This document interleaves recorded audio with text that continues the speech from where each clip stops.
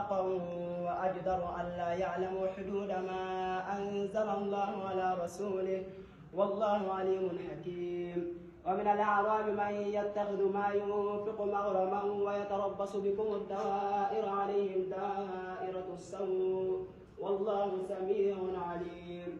ومن الأعراب من يؤمن بالله واليوم الآخر ويتخذ ما ينفق قربات عند الله وصلوات الرسول ألا إنها غربة لهم سيدخلهم الله في رحمته إن الله غفور رحيم. والسابقون الأولون من المهاجرين والأنصار والذين اتبعوهم بإحسان رضي الله عنهم ورضوا عنه جنات تجري وأعد لهم جنات تجري تحتها الأنهار خالدين فيها أبدا ذلك الفوز العظيم.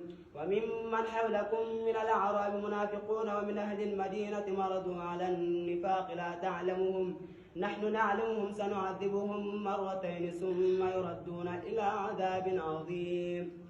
وآخرون اعترفوا بذنوبهم خلطوا عملا صالحا وآخر سيئا عسى الله أن يتوب عليهم إن الله غفور رحيم. خذ من أموالهم صدقة تطهرهم وتزكيهم بها وصل عليهم إن صلواتك سكن لهم والله سميع عليم. ألم يعلموا أن الله هو يقبل التوبة عن عباده ويأخذ الصدقات وأن الله هو التواب الرحيم. وقل اعملوا فسيرى الله عملكم ورسوله والمؤمنون وستردون إلى عالم الغيب والشهادة فينبئكم بما كنتم تعملون.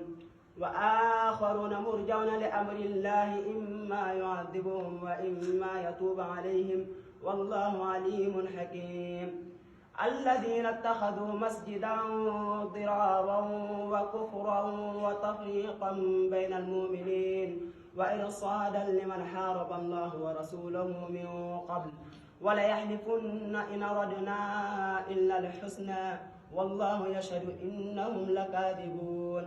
لا تقم فيه أبدا لمسجد أسس على التقوى من أول يوم حق أن تقوم فيه رجال يحبون أن يطهروا والله يحب المطهرين.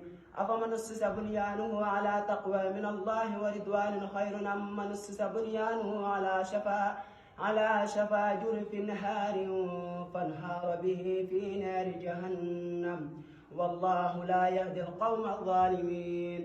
لا يزال بنيانهم الذي بنوا ريبة في قلوبهم إلا أن تقطع قلوبهم والله عليم حكيم.